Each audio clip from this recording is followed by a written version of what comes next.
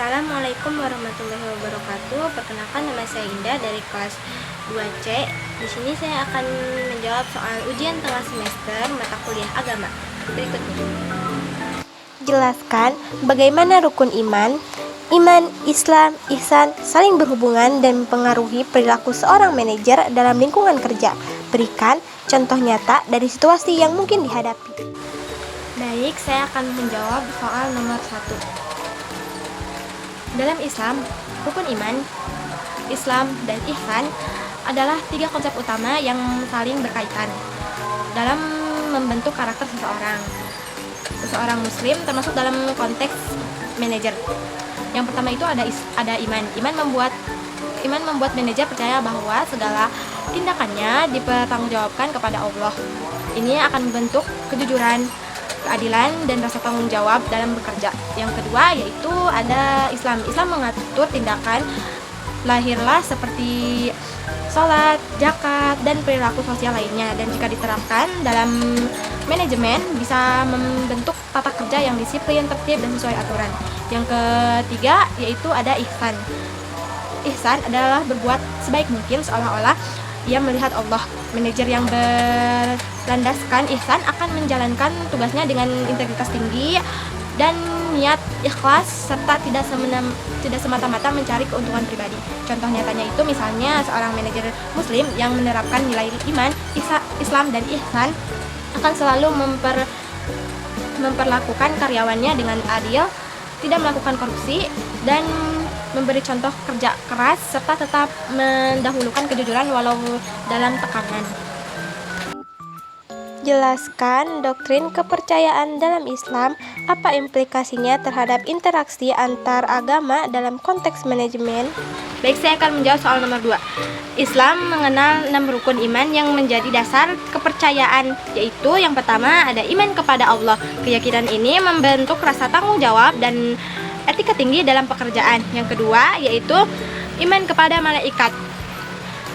Ini mendorong kesadaran bahwa segala perbuatan tercatat sehingga menghindari kecurangan.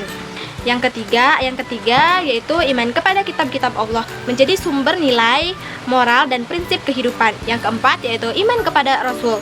Kita meneladani akhlak para nabi dalam memimpin dan berinteraksi. Yang kelima yaitu iman kepada hari akhir, membuat manajer lebih hati-hati dan bertanggung jawab terhadap setiap keputusannya.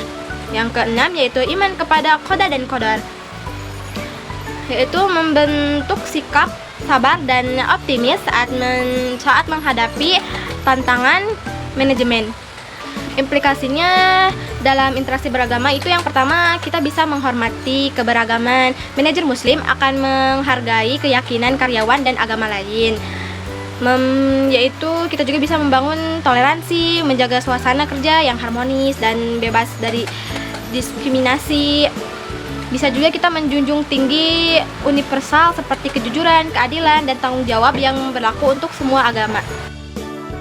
Jelaskan sebuah rencana tindakan yang mengintegrasikan nilai-nilai akhlak dalam praktik manajemen di perusahaan. Apa langkah-langkah yang perlu diambil untuk menerapkan nilai-nilai tersebut? Baik, saya akan menjawab soal nomor 3. Nilai-nilai akhlak seperti kejujuran, amanah, keadilan, dan tanggung jawab harus menjadi bagian dari sistem kerja di perusahaan. Berikut langkah-langkah penerapannya. Yang pertama itu kita bisa mengidentifikasi nilai-nilai akhlak.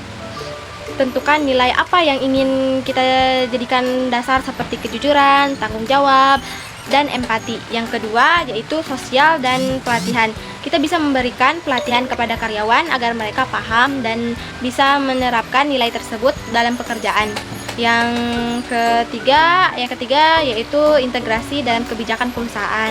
Nilai akhlak di perusahaan kita bisa masukkan dalam SOP, yaitu peraturan kerja dan kode etika perusahaan. Yang keempat yaitu teladan dari pemimpin.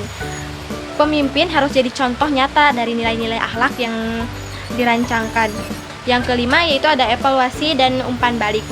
Kita bisa mengadakan evaluasi berkala untuk melihat apakah nilai-nilai tersebut dijalankan dengan baik, dan kita bisa memberi penghargaan pada karyawan yang konsisten. Jelaskan contoh situasi di mana birrul walidain berbakti kepada orang tua dapat diterapkan dalam konteks profesional.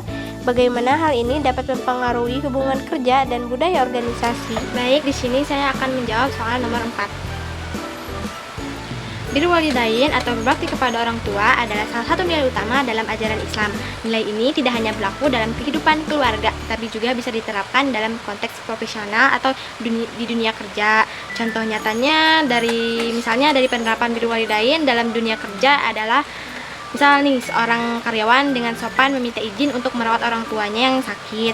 Dalam situasi ini, perusahaan bisa memberikan cuti khusus atau fleksibilitas jam kerja sebagai bentuk empati terhadap karyawan tersebut. Nilai ini bisa mencerminkan rasa tanggung jawab, empati, dan kepedulian yang tinggi yang pada akhirnya bisa membentuk budaya organisasi yang lebih humanis dan harmonis. Ketika manajer atau pimpinan mendukung karyawan dalam menjalankan kewajiban kepada orang tua, hal ini menciptakan hubungan kerja yang penuh pengertian dan meningkatkan loyalitas serta semangat kerja.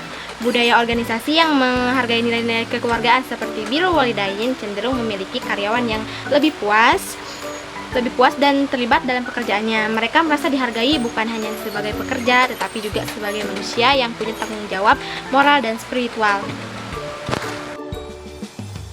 Identifikasi dan jelaskan 3 sumber ajaran Islam yang paling relevan untuk pengambilan keputusan dalam manajemen. Bagaimana sumber-sumber ini dapat digunakan dalam praktik sehari-hari?